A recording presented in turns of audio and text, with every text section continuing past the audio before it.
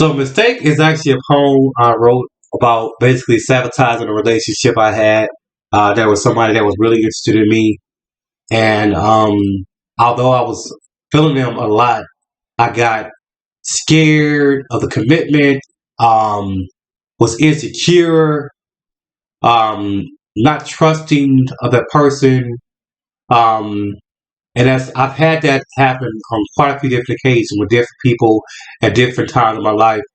I think we've all had those situations where we had somebody that was really interested in us, digging us, but for whatever reason, we sabotaged it.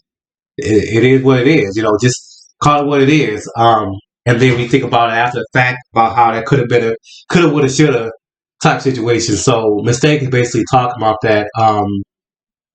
So anyway, it's called mistake. Lonely nights,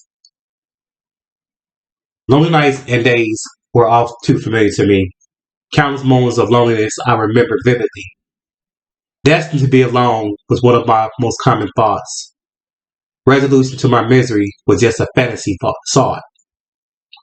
As complicated as a person as I am, you think I'd be welcoming companionship with open arms.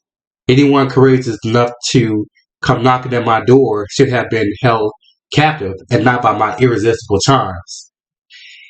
Yes, I've been hurt, and I've hurt a few in my day. I'm still seeking love, contrary to what I say. Sometimes people can see in you what is oblivious to your own mind. Oftentimes, what you're looking for in someone else is a self-possessed trait reflected in the person that you try so hard to find. I have prayed to God several times to send me someone of my speed. My prayers were recently answered. Yes, God took mercy to my plea. I took that gift for granted, and now it's gone. I searched for reasons to justify my lack of appreciation, and I find none. The Lord works in mysterious ways, that's for sure. My lesson was certainly learned.